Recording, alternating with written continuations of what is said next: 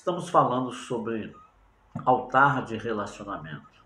Na verdade, de relacionamento e intimidade com Deus. Você que serve a Deus, já parou para pensar nisso? Ou você que acredita em Deus, né?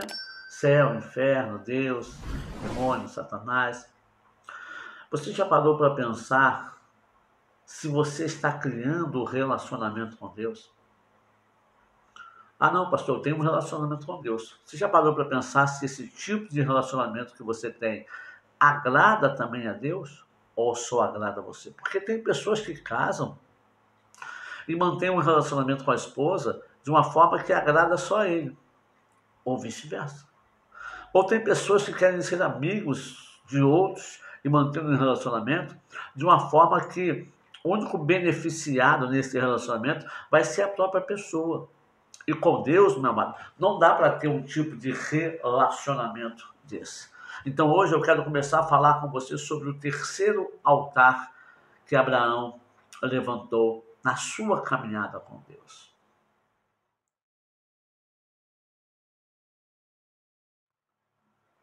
Gênesis capítulo de número 13, versículo 17 e 18. A palavra de Deus nos diz assim: levanta-te, percorre essa terra no seu comprimento e na sua largura, porque a ti a darei. E Abraão armou as suas tendas e veio e habitou nos carvalhais de Manre, que estão junto a Hebrom, e edificou ali um altar ao Senhor. Glória a Deus. Amado, esse altar, nós podemos chamá-lo de comunhão ou aliança, porque esse é o significado de Hebrom, aliança. Sabe, este altar que Abraão levanta agora, ele foi levantado logo após um período de separação. Isso, houve uma separação, uma ruptura entre Abraão e Ló, o seu sobrinho amado. E logo depois dessa situação, ao qual estava criando contenda, criando briga, e eles tiveram que se separar, foi aonde Abraão levanta o seu altar. Escute, é preciso observar uma coisa na vida de Abraão. Até aqui, Abraão não havia cumprido totalmente a ordem de Deus em Gênesis capítulo 12, versículo 1. Lembra? Você lembra que está escrito lá em Gênesis capítulo 12, versículo 1? Deus falou assim: sai da tua terra e da tua parentela. Em outras versões, sai do teu lugar e do meio dos teus parentes. Mas, ora, Abraão sai dali, mas sai levando o seu sobrinho. E sobrinho é o quê? Sobrinho é parentes. Se você ler o versículo 8 do capítulo 13, você vai ver assim, ó: não haja contenda entre mim e ti, entre os meus pastores e os teus pastores, porque irmãos somos. Na nova tradução de hoje vai dizer, porque somos parentes chegados. Por que a Almeida Revista Corrigida diz que irmãos somos? Porque Ló era sobrinho do irmão de Abraão que morreu, Arão. Então Abraão considerava ele como irmão, parente, próximo, não distante, chegado, junto. E a contenda acontece justamente, talvez não entre Ló e Abraão, mas entre os servos de Ló e de Abraão, porque os dois cresceram muito. Ló, debaixo da aba e da proteção de Abraão, enriqueceu absurdamente. E a Bíblia vai dizer lá nos versículos 1 a 13, de Gênesis capítulo 13, que a terra não comportava o rebanho de Ló e o rebanho de Abraão. E por isso os pastores que cuidavam desses animais começavam a discutir, a ter contenda. Eu acredito que até mesmo a brigarem. E Abraão vendo isso, Abraão percebendo isso, Abraão diz: olha, não é bom que haja contenda entre nós, porque nós somos irmãos, nós somos parentes chegados. Então Abraão se vê no dever, na obrigação de se separar de Ló, porque Ló não iria sair por conta própria. Ora, Ló está sendo abençoado com a presença de Abraão. A unção que estava sobre Abraão, a promessa que estava sobre Abraão, respingava em Ló. Então Abraão é obrigado a chegar e falar: vamos nos separar, porque Deus havia dito: sai do meio da tua parentela. Quantas vezes, meu amado, Deus nos manda sair do meio de pessoas e nós não saímos porque gostamos, somos amigos chegados.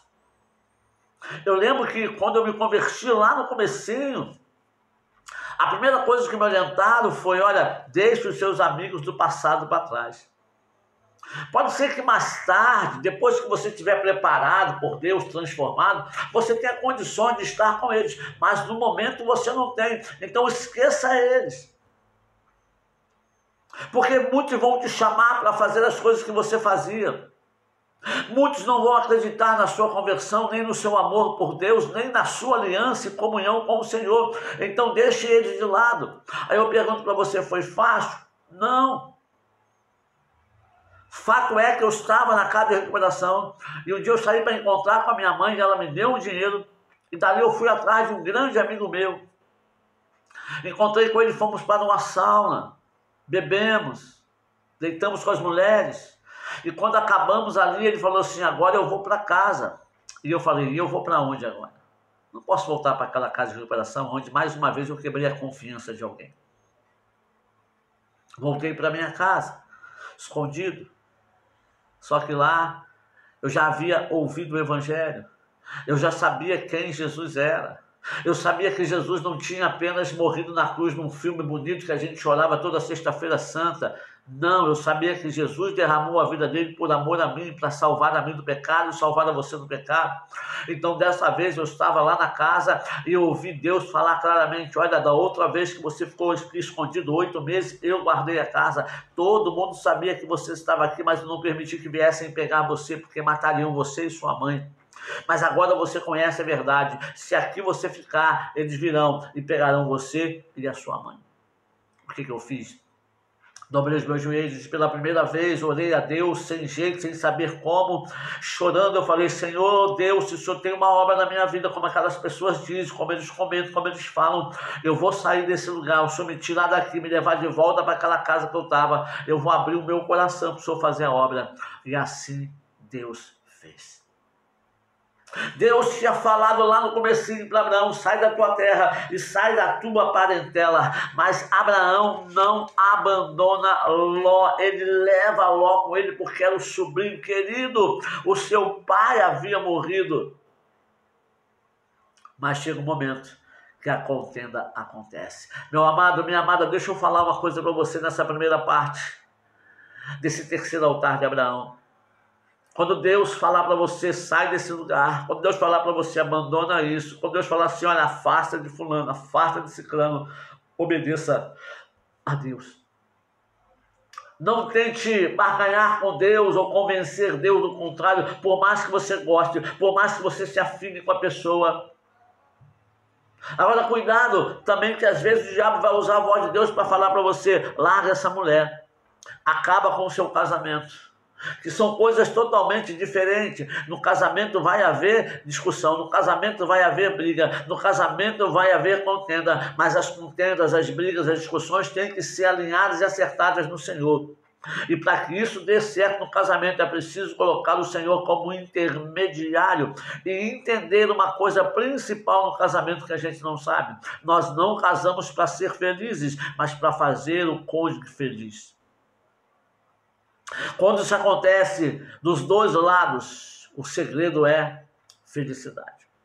Não é riqueza, não é perfeição, mas é felicidade e prosperidade com a presença e a unção de Deus. Eu quero orar com você.